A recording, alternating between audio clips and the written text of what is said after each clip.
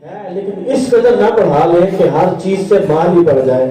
اللہ عز و جل نے حقیقت سے پردہ اٹھایا کہ بندہ جب نظر کی کیفیت میں آ جائے گا، ملک الموت کو دیکھے گا، اس وقت کہے گا بھی ٹھہر دو تھوڑی دیر کے لیے۔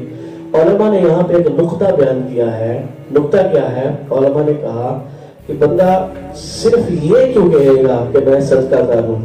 حالانکہ سارے کام کرنے سے کافی سارے کام ہیں، نیکیوں کے کام ہے، بندہ یہ کہتا بھی ٹھہر دو میں توبہ کر لوں، یہ تو بڑی بات تھی، سب سے اچھی بات تھی توبہ تو سب سے بڑی بات ہے، میں نیک لوگوں میں شامل ہو جاؤں گا،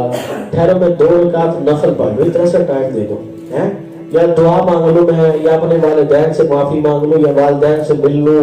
یا میں کچھ بھی کر لوں، نماز پڑھ لوں، تلاوت کر لوں، درود و سلام پڑھ لوں، کچھ بھی کہہ سکتا تھا نزاع کے عالم میں بندہ، یہی بات کیوں کہی اس نے؟ صدقے کی بات کیوں کی؟ علماء کہتے ہیں کیونکہ اسی وقت جیسے ہی نزاع کے معاملات شروع ہوں گے یا یہ بند ہوگا نام اعمال یا ملک الموت علیہ السلام سامنے آئیں گے، اس پر صدقہ دینے کی برکات ظاہر ہو جائیں گی بندے میں،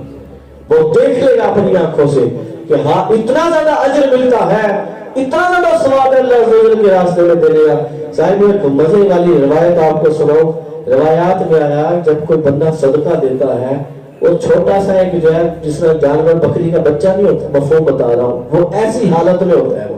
وہ صدقہ دیتے ہیں، اللہ عز و جل اس کو پالتا ہے خود،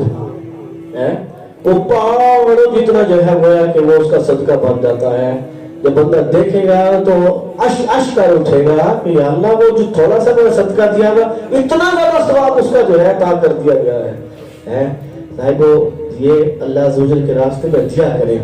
یہ صرف مالداروں کی بات نہیں ہے، لوگ اس بات کو سمجھتے نہیں، جب ہم یہ بات کر رہے ہوتے ہیں اللہ کے راستے میں تو لوگ سمجھتے ہیں ہم سے بندہ مخاطب نہیں ہے، یہ تو امیروں کا کام ہے۔ نہیں بھائی نہیں، یہ سب کا کام ہے، سب کو اللہ کے راستے میں دینا چاہیے، جتنا آپ کے پاس ہے آپ اپنی استطاعت کے مطابق دینا، آپ کے لیے دینا تو آسان ہے، غریب بندے کے لیے دینا آسان ہے، جس بندے کے پاس لاکھ ہے، لاکھ میں سے 100 دیتا ہے تو اس نے جو ہے کتنا سا دیا، جس بندے کے پاس 1000 ہے، 1000 میں سے اگر 100 دیتا ہے تو اس نے کتنا دے دیا ہے۔ نبی رحمت صلی اللہ علیہ وسلم نے غزوہ تبوک کا یہ واقعہ ہے جب یہ حکم ارشاد فرمایا کہ لاؤ جس کے پاس جو کچھ ہے اللہ عز و جل کے راستے میں خرچ کرو، تو صاحبو اس وقت جو ہے سارے صحابہ کرام لاتے رہے، تو ایک بڑا جو ہے غنیمت اکٹھا ہوا، مال اکٹھا ہوا، بہت بڑی جو ہے اس میں وافر مقدار میں۔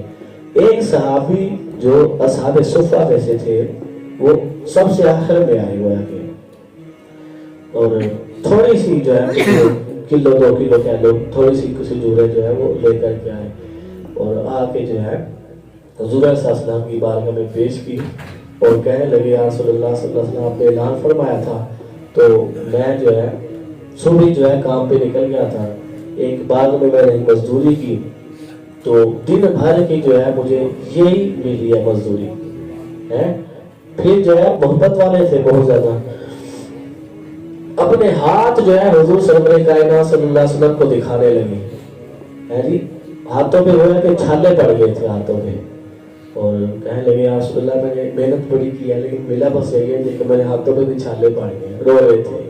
آقا دو جہاں صلی اللہ علیہ وسلم نے وہ لے کر کے ارشاد فرمایا ایسے سارے کے اوپر ڈال دو، گویا کہ اشارہ اس طرف تھا وہ اپنی جگہ پر ہے، سارے کے سارے انبار مال کے، اور میرے صحابی کا یہ تھوڑا سا، اور اسی وقت حضور صلی اللہ علیہ وسلم نے وہ حدیث بیان فرمائی تھی، میرے صحابی کا مٹھ بھر جو مقدار بیان کی ہے جو ہے وہ خرچ کرنا اللہ کے راستے میں، تو پہاڑوں بھی خرچ کرنا نہ سوتے ہوئے اس کے برابر نہیں ہو سکتا۔ آپ بتائیے اب اس کو ہم استدلال کر سکتے ہیں اس بات پر، جو غریب بندہ ہے اگر وہ تھوڑا سا بھی اللہ کے راستے میں خرچ کرتا ہے اور حسن نیت کے ساتھ خرچ کرتا ہے، اس کا خرچ کرنا جو ہے وہ بہت زیادہ اہمیت رکھتا ہے اور بہت زیادہ اہمیت کا